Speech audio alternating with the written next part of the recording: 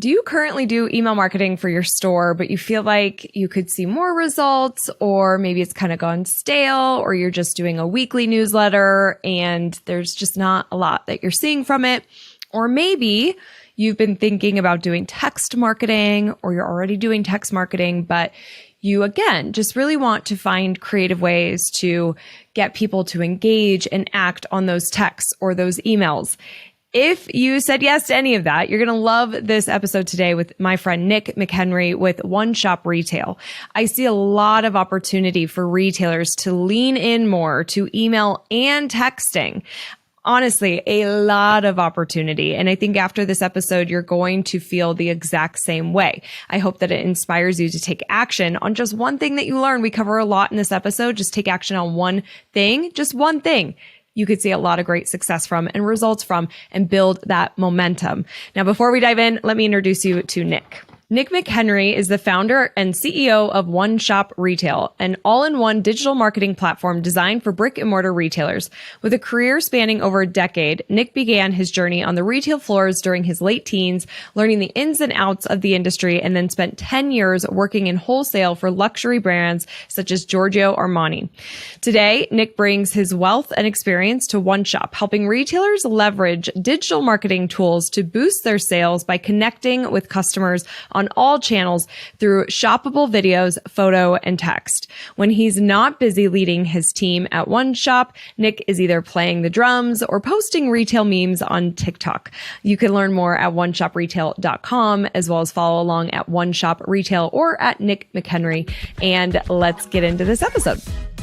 Welcome to Rooted in Retail, the show that's dedicated to helping independent retailers thrive in today's ever-evolving retail landscape. I'm your host, Crystal Vilkaitis, and I'm thrilled to have you join me weekly as we explore topics that are vital to the success of your store. From marketing to mindset, money to merchandising, sales to leadership, we'll cover it all. Each episode features interviews with industry experts and accomplished retailers who share their real-life insights and actionable advice. Get ready for a great conversation on how to build your dream business with Rooted in Retail. Nick, welcome to Rooted in Retail. I'm so excited you're here. I am so pumped to be here, Crystal. Thanks for having me. Yeah. All right. So let's dive right in. You are super rooted in retail and in the fashion industry. So will you share how you got started in that world? Yeah, I think like most people, it was a total accident. I was just like, I need money. I'm a teenager. What can I do that will hire me and work? So I'm from Minnesota originally. So anyone who knows anything about Minnesota knows that it's all about the Mall of America. So I got my first job at PacSun, just greeting people at the store when I was actually turning 16. Actually, I started there when I was 15 because I knew I couldn't stay past like 8 o'clock at night because I wasn't 16 yet. So I started there when I was 15. Immediately was like, this is awesome. I get to talk to people all day, work with people, work with product. I was really into at the time, like skateboarding and stuff like that. So it was right up my alley. I continued to work retail on the floor for most of my teens into kind of like around when I was like 2021 timeframe. And that's when I wanted to jump in. I was like, well, I already do this. I don't really know what I want to do with my life. So let's just like keep going down this rabbit hole. So I moved to New York and I was like, all right, I know I want to work on the corporate side of, I'm in fashion kind of, I sell clothes, whatever. So I moved to New York and started working in PR actually as my first internships. So I just kind of like started at the very bottom. I knew nobody. I came to New York, wanted to get into it, and basically fell in love with the corporate side of the business almost immediately. Worked my way through PR, and then most of my career was in sales actually on the wholesale side. So like all the stores listening, I was a vendor to stores like you. I was traveling the country and internationally as well, working with stores, working on that, how they sell my product or how they're presenting the product, and then obviously selling into those stores seasonally. Dang. I didn't know about the wholesale side. That's pretty awesome. I mean, especially knowing that side and then what you do today and who you work with today. So then fast forward, then you started OneShop. And what was the reason for you starting this technology? Yeah, so OneShop was really born on me traveling to stores. When I was in wholesale, I was working in the luxury industry. So in the luxury industry, if there's any luxury stores out there, you sell very few units at a very high price point. So literally a 5-unit swing could make or break your season. So I was traveling to stores, literally selling side by side with the salespeople. How do we get customers in the door? How to get your top customers in the door? And I just saw this gigantic hole in, wow, the stores that do a great job keeping in touch with their customers and keeping them engaged don't need to worry about foot traffic. They can consistently count on customers coming to their store, driving business to their retail store. But I just saw like every which way that was not fueled by technology driving this. Handwritten letters, literal phone calls, people renting it on their own phone via text message. Everything was like bifurcated. So I just saw this massive opportunity to help streamline some of this. And my thesis originally was, what if we could bring this great service level and connection to every customer as opposed to just like this top 1% of customers? Oh, I love it, Nick. And when did you start OneShop? Yeah, so we started building in the fall of 2019 and then launched the first customers literally a month before the pandemic. So we launched our original customers February of 2020. Dang. Now, was that timing a blessing in disguise? Was that good timing for you, or was that tough timing? It was definitely tough for a few weeks. We were like, well, the company's dead. We basically got it off the ground. Like, that was fine. Let's go find jobs again. So we thought originally it was dead. It actually ended up being really good for us in hindsight, just because what I have to say is, everyone's figuring out what that meant for their business. But we sort of pivoted to focus on the stores that were open at that time, which was primarily stores in the South. So Texas and Florida were really open during the pandemic versus the North was really closed. And I'm in New York, which was really closed. So we basically just we're able to spend really intimate time with the retailers that were open. We're trying to navigate things. And as a startup at that time, it was really good for us to get really intimate with our customers, figure out what their problems were. In hindsight, it created some roadblocks on the way, figuring out what was good for retailers long term, just because that was such a weird time. Like, I would say that now retail operates nothing like it did during the pandemic. So it was great for learnings. We had a great time, but we're evolving since then. Yeah, it sounds like you are evolving, which I'm very excited about. Now, for those that don't know what OneShop does today, tell our retailers what you do. Yeah, so OneShop is an all-in-one, we call it all-in-one digital client engagement platform. And so that really focuses on where are you touching your customers. So that could be via email. It could be via text. We want to streamline that, like I said, and reach all your customers in a personalized manner. So that's smart personalized automations. It could be one-to-one, your staff really reaching out to those customers and engaging them. And we've since expanded even into the social media realm. So, posting to Instagram, utilizing your staff to post Instagram-like posts up to your website. So really hitting those customers on every single channel that they might engage with your brand. We facilitate that integrated to your point of sale and e-commerce. Which is beautiful. It helps the retailer get it done easily or easier. I always say, I really believe social media could be simple, but it's not easy. If it was easy, everybody would do it. But technology like yours is really helping them save time and work with their team too. Because what I've seen is you could have your team at the store creating content and uploading that content. And then the store owner could go in and be reviewing this content. Everybody's on the same page of what's going out, where it's going out, and it's all just in this one place, right? Yep. Yeah. Beautiful. Exactly. Okay. So, and we like to say the best part about your store are the people that work there. So that's really what makes you guys unique is, you guys have great talented staff. The unique part about you is creating that great video or creating, a great, here's my top 10 styles of the season, or here's why you should buy this brand, or we have this brand in. That's the unique component. You shouldn't be spending as many man hours trying to figure out where to distribute it to. How do I distribute it to my customers? How are they going to get in front of it? That's sort of where we take over with our software. I love it because that can hold a lot of retailers back on where do I need to post this? And then we feel like it's so daunting, all the places. Yep. Now, I love that you're integrated into email and texting too. And I want to talk about those platforms a little bit. For sure. So, with email has changed over the past couple of years with Apple's privacy protection.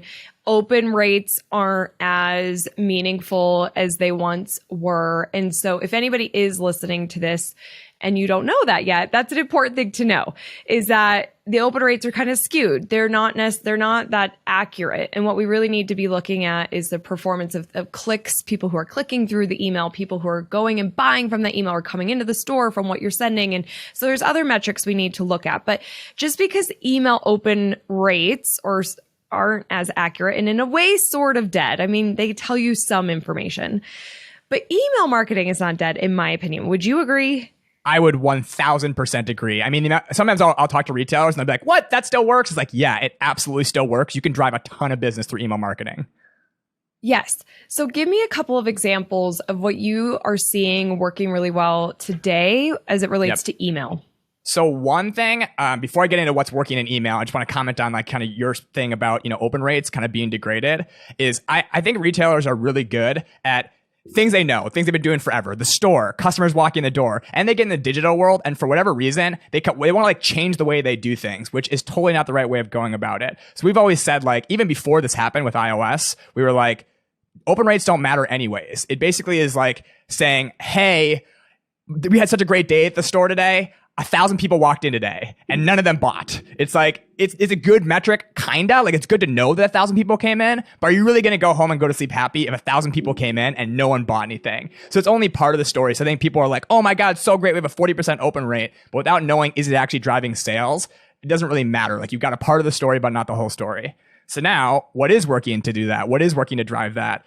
I think the biggest mistake that we see most retailers make with their email marketing is doing a once a week newsletter and just clicking a checkbox. Like, all right, what do I do? On Mondays, I just say, hey, Crystal, here's the sale we're having this week. And then next Monday, hey, Crystal, we've got, this in store. And for whatever reason, back to the social thing, all of the stores we work with do an incredible job with social. They're posting great videos, great photos from the store, going live, and they go to email and it's just spam. It's like, there's just this huge division in between like email marketing and actually social media marketing, when I would say they are one and the same. So what I would say is what works well for email is genuinely creating content pushed via email. So obviously the email format's different than social, but it's really not. If I create a video of here are my top 10, trends of the season, that should be what your email is about that week, is how do I, actually create value in that email? Like, why do they want to open it? Who cares? It's another sale. Like, yeah, they might want to know about that. That might be a part of it, but really creating your unique perspective of like, why do I want to read this? What's the value you're giving me? What's the problem you're solving for me as your reader? Just like you would on social media, but I think it's just so easy to be like, well, it went out because a 20% open rate. It announced what we're doing in store that week, and then let's go on with our lives. I could care less if it works or not. Such a good point, Nick. And I love I just see this picture of, we had 1,000 people in the store today and we didn't sell anything. Like, that's such a great way to put it with your metrics with emails as well as social.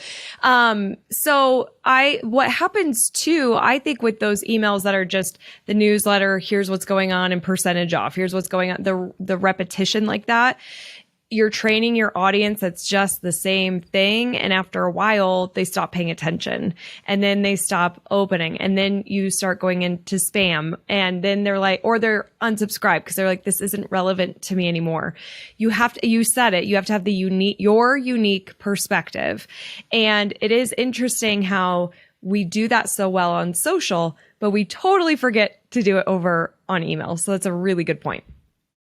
The one thing I would add, just kind of put one more quick point in there, is one more quick point on email is another benefit. There are benefits of email that are not provided by social. So what I would say is I think a lot of people aren't leveraging some of those. Like, I would say that when we go into retailers, maybe 1 in 10 of them have any automation on. So it's like, that's a huge low-hanging fruit. Like, people sign up for your newsletter online. Don't just send them hey, thanks so much for signing up, you'll get our next newsletter. Put a 4 or 5 email sequence together that's, a 2-week check-in. Hey, it's Nick just checking in.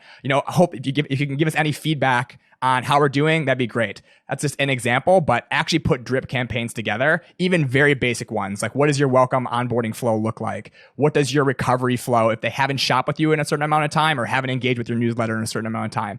Even just a couple baseline, automations will make a world of difference to keeping people actually feel like it's not just a newsletter that they have to check on Mondays or not check. Exactly.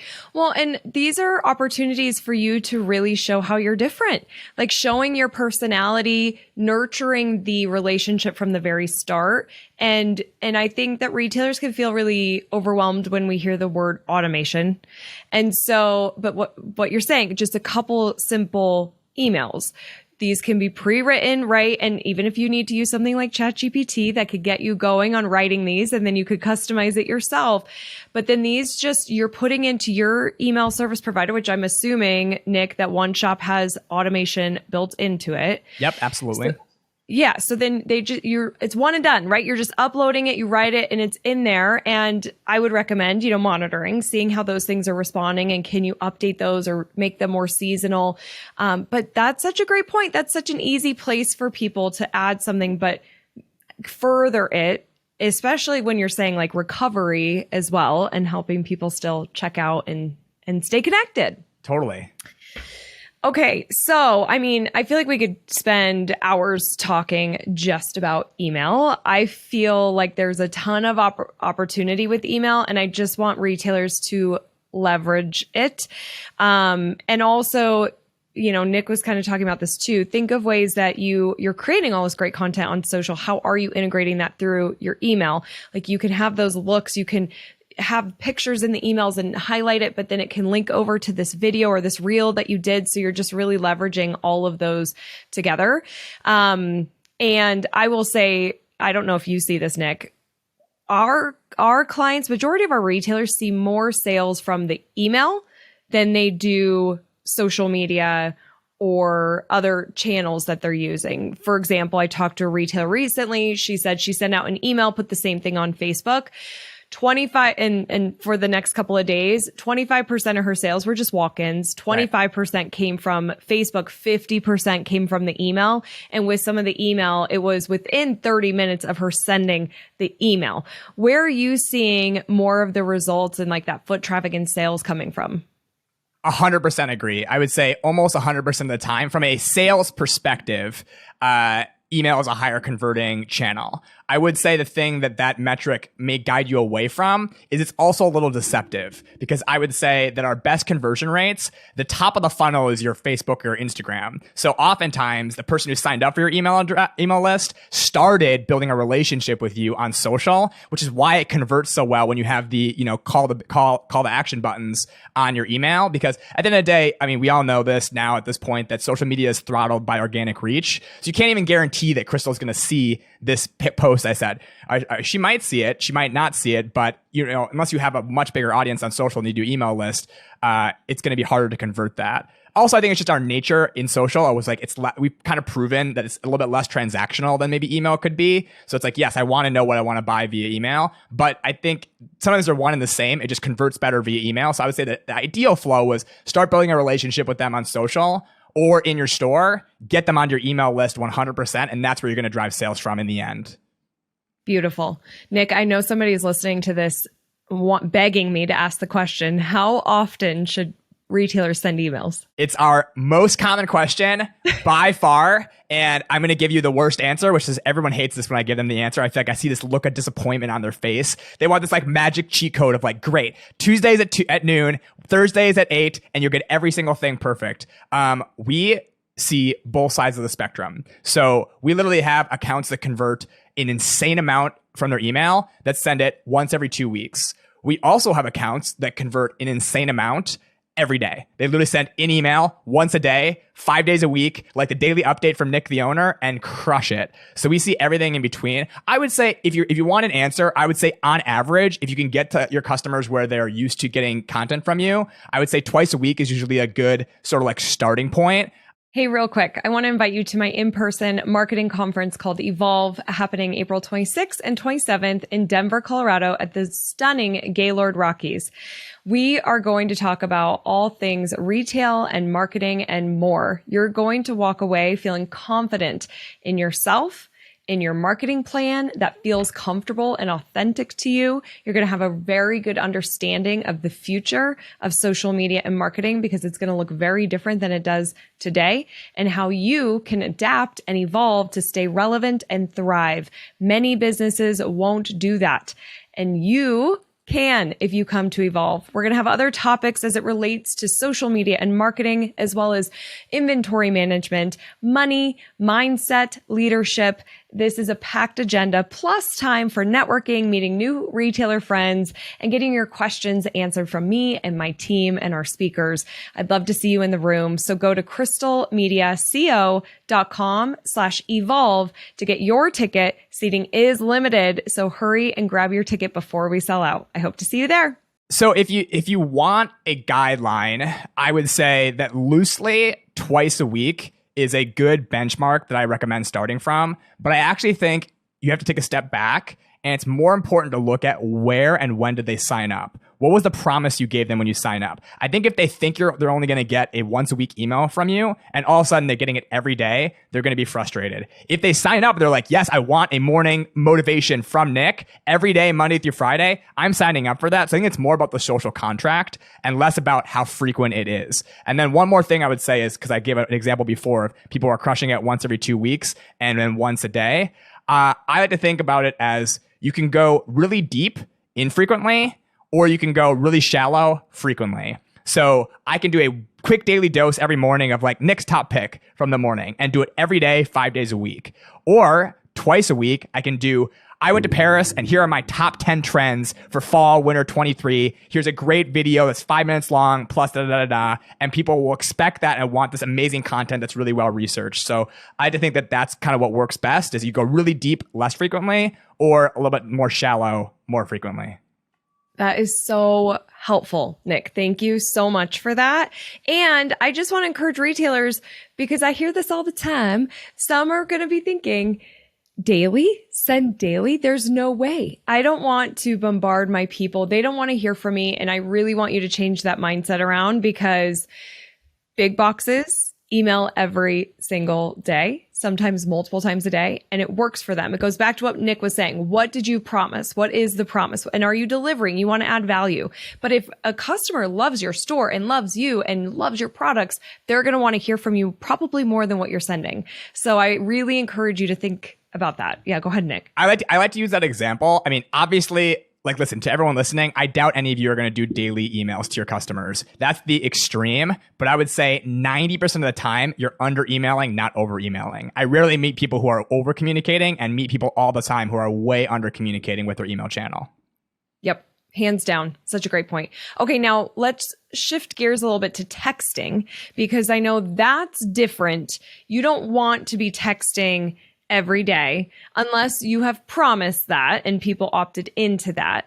But I feel I don't see a lot of independents leveraging texting. Some are, but I would say most of the retailers I've spoke to all these years have used social and email. That's pretty standard. Texting isn't as much, but I see big boxes doing it. I buy from text messages that I've opted into. What are your thoughts on indie retailers marketing through text messaging? So I'm very opinionated on this topic. I'm definitely, I mean, we by the way, last year did tens of millions of text messages. So we have a really good insight into how many text messages are going out there and what works and what does not work. But I would say, here's what you don't want to do with text messaging. You don't want to treat your text messaging the exact same the way you treat your email list. So a lot of people are just like, well, I sent out an email. Great. I'm going to send this via text. And the best part about text is it gets almost 100% open rate. If you look at any text platform out there, they're going to pitch that to you as a good thing. But I would say it's a good and a bad thing. You need to make sure, because the risk is so much higher, right? If someone gets an email from you every day, they're not going to be viscerally angry at you. They're just going to be like, well, like I got over emailed, I'm going to unsubscribe. If you break that trust via text, they might never shop with you again, because it's such a personal channel that it's a very high responsibility that you don't want to abuse that. So we go back to, it's even more important for text to give that promise up front of what's the value you're giving through your texts.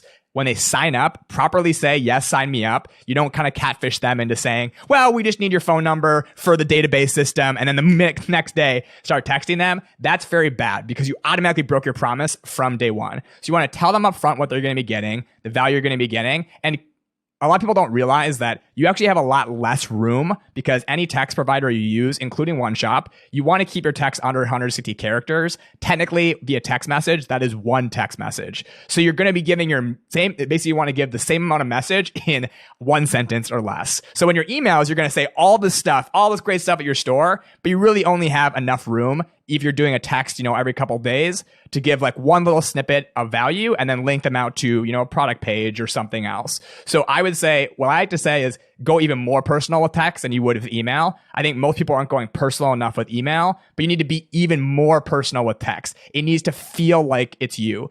I would say that the big box retailers that are doing text are actually a bad example for independent retailers when it comes to text. The reason being, we've done deep dives on this, looked at millions of text messages from other big box retailers as well. They're very transactional. Hey, here's this new product on the site. Hey, here's 5% off. They give you that percentage up front.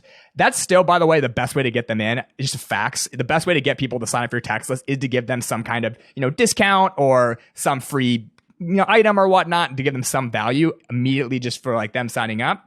But I would say you don't want to just become a drip funnel of, hey, discounts. Hey, we're on sale. Hey, this new product drop. You once again want to put your personality in there. Hey, it's Nick, eating on a pack of gummy bears this morning. By the way, bright colors are in for spring. Check it out. Something that's like fun and engaging, a lot more like social, because it wants to feel like it's coming that I actually wrote this text message, not some faceless big brand like Abercrombie or something like that. Such good tips, Nick. I love it. So to recap, you kind of want to have an offer to get them on the list, and you want to be very clear that I'm going to be texting you, and you want to be clear on how often and what you're going to be texting. But that offer helps get them there. But then once they're there, we really want to personalize and add your personality and connect. I think of it like, who am I talking to through text? It's my friends and family, right? Like, I'm not talking businesses through here. So, and even I feel like just kind of saying how you say hello, and like I say yellow, so that might be something that I would be texting instead to personalize it. But I love that. And then because the other thing similar to those emails, like what once a week, that is the newsletter, which you accidentally said lose letter, but I'm like, I think that we should call it the lose letter. Because if it's that same consistent, like newsletter, right? You've lost them. Yeah. So same with the text. If it's like transactional, Express does this all the time. It's like 30% off, 40% off. And I just never click through now. I'm like, oh, it's from Express. Same thing that I always get. It trains me to not read it anymore. So you need to think that way with your text messaging as well. I don't think that because you got to keep in mind, I mean, to your point, you're like, not many independent retailers are utilizing text, but not many retailers in general have utilized text. It's only, email's been, 20 years in the making, right? Text is the last couple years has been the more mass adoption of text message marketing. So what I don't think consumers are going to do, to your point of, I text my friends and family here. They're definitely not going to let their personal text messages become their inbox, where your inbox is filled with shopping emails, left, right, sideways, but it's off the side. You can engage with them when you want to. I mean, a lot of people, myself included, have an email specifically for shopping. And text messages, it's either going to get filtered out by Apple or by the phone carrier to like two separate channels, or you got to find a way to feel like a friend. And so if you look at how many messages you're going to get, anyone who signed up to text messages at, Walgreens or Target or Abercrombie, and you're also getting a lot more, as we all know, a lot of like political spam and stuff like that coming through those channels. So think about it. 5 different retailers feels like a lot, right? It's like, wow, I got a lot of promotions this morning. I got to start opting out of these things. If you don't feel like one of those 5, and it's like, well, I get my friends and family, but I also get Crystal from ABC Retailer. She's like one of my friends now. Now you're in a whole new bucket. Now you're just like, oh, I like getting these text messages. If you just go into the promotional route, you're just going to get bucketed into all the other retailers, and you're basically competing with how many promotions do I want per day in my text messages. Mm-hmm. And this is such an opportunity for independents to stand out because you have your people. On episode 3 of Rooted in Retail, we talk about building a community. This is one of those ways through your texting. If you really viewed it as this is my community, these are my people versus this is a method for me to promote, it's going to really change your mindset around it and make it more interesting. Marie Forleo is great at this. She's got text marketing that I'm a part of, and she'll send a picture of like beautiful cherry blossoms in New York City. Just, oh, spring is here, and it's not promotional at all. And I'm just seeing a little glimpse of Marie and behind the scenes. And she could do that on social media, but there's something that just feels more like a friend and more personal when it is through my text. Right. And I'm going to see it through my text where I won't really on social, because your point pretty much 100% is getting opened.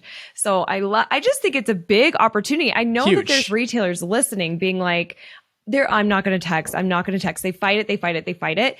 But I feel like it's a massive opportunity, and it's easier, in my opinion, than social media, because social is daily content creation where you're competing with so much noise and brands and great content, where texting, you're not, if you could do it right.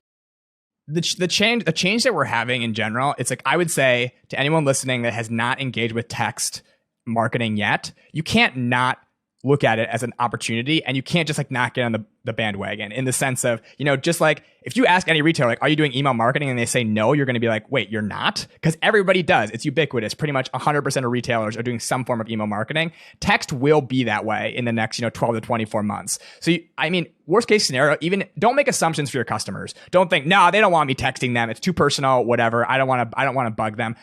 Because you have to get written opt-ins for text message anyways, and you're not just like, once again, putting them on a list and starting to text them automatically, even if you have their number, let them choose. Put it on your Instagram and your link in bio. Say, sign up for my email list, sign up for my text list, follow me on Instagram. Let them choose the medium that they want. And you'll be surprised, I think, a lot of people who are like, my email is destroyed, I don't want any more emails, but I'd love to get a weekly text from you. That'd be amazing. Exactly.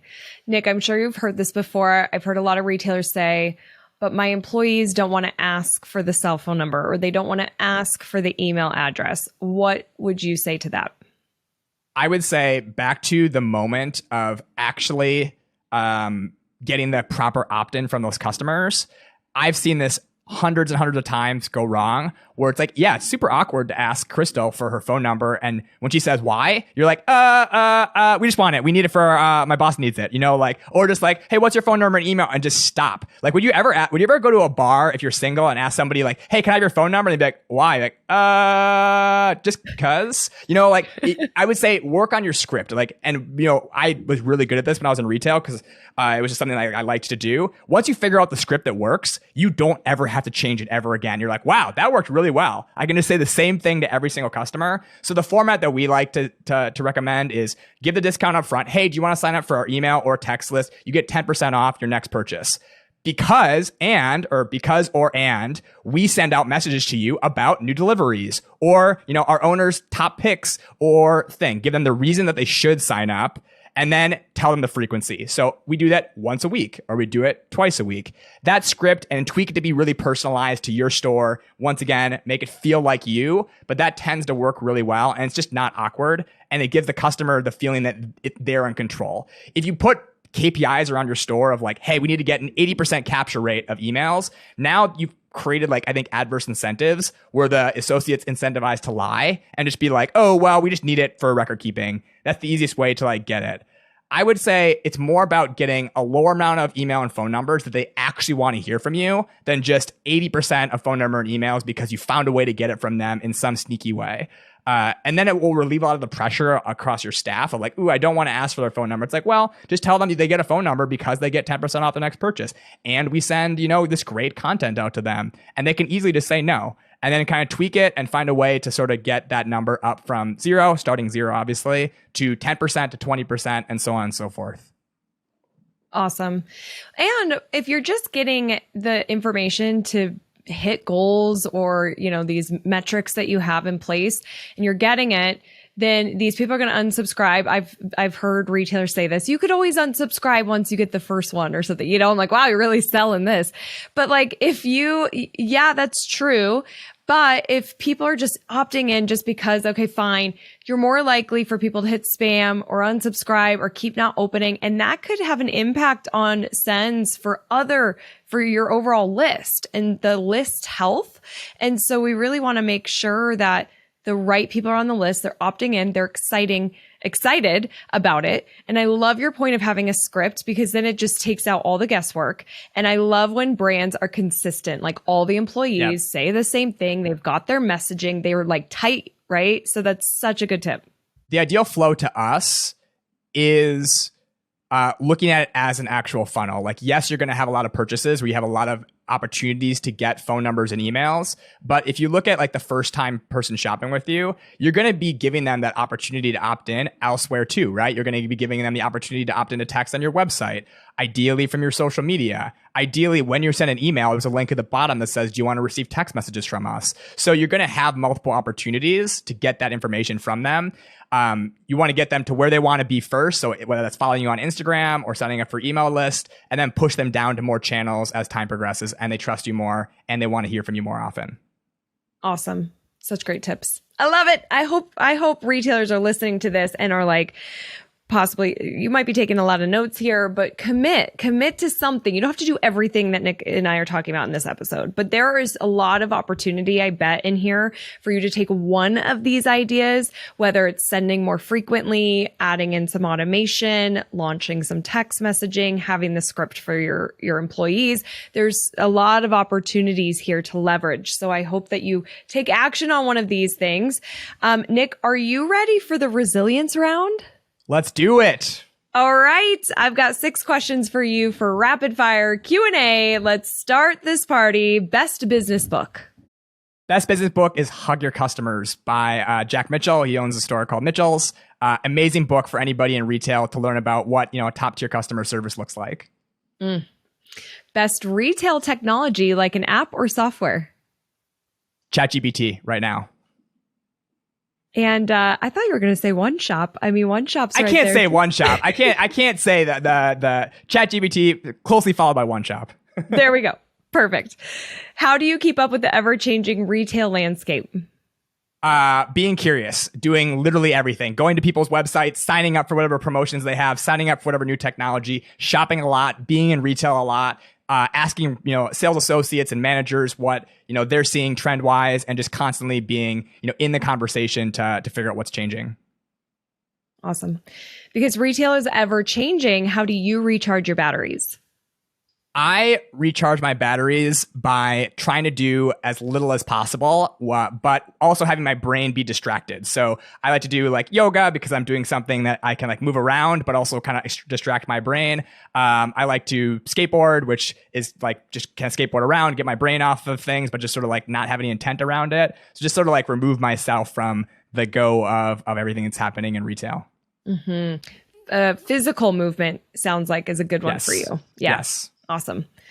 To help retailers be stronger, rooted in success, what's a digital marketing foundational best practice?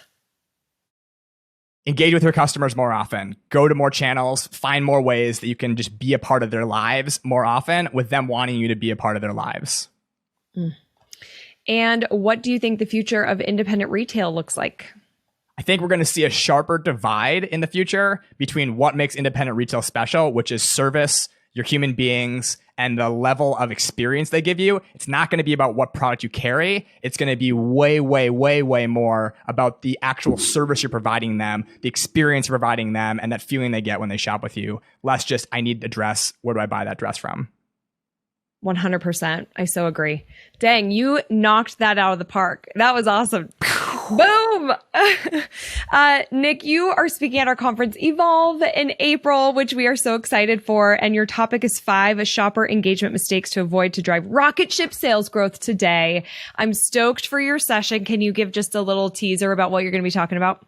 Yeah, so it's going to be a lot of the things we talked about today, but actionable tips about how to implement things with OneShop or without OneShop, literally in a one-day window that you can immediately see sales growth the next day, driven by all the numbers. We have billions of dollars in sales go through our system, so I rely on that as a backstop to say, is this working, is this not working? So I'm going to present some of those numbers that you can apply to your business immediately. I can't wait. I'm going to be in your session. I can't wait to be a student as well and listen in. Yeah, let's go. Awesome. Nick, where can people... Oh, I just have to give a plug for your Instagram Reels and TikToks. If you like good content, you got to follow Nick because he's got some really fun, clever Reels that he's posting that's industry related. And Nick, it's OneShop Retail is your social, right? Yep. OneShop Retail is the website, and we have socials on OneShop Retail. I've sort of taken the lead on our branding. So yeah, go follow me personally, Nick McHenry, on every single social platform. If it's a social platform, Nick McHenry is who I am there. Go check me out on TikTok, Instagram, Facebook, YouTube. Be real. Anywhere you can find social, Nick McHenry there. Would love to see you. I love it. Awesome. Thank you so much for your time and insights and expertise, Nick. I really appreciate it. Thank you so much, Crystal. It was a blast being here. I appreciate you having me. Yeah, awesome. All right, everybody, remember, I'm rooting for your success. Have a great week ahead. Bye. You too. Bye. Thank you so much for being here. It means the world to me. Don't forget to join the Rise and Shine newsletter, which is social media news you need to know, sent via email every Monday morning. Go to crystalmediaco.com/rise to join. And don't miss the newest episode of Rooted in Retail, which drops every Sunday morning.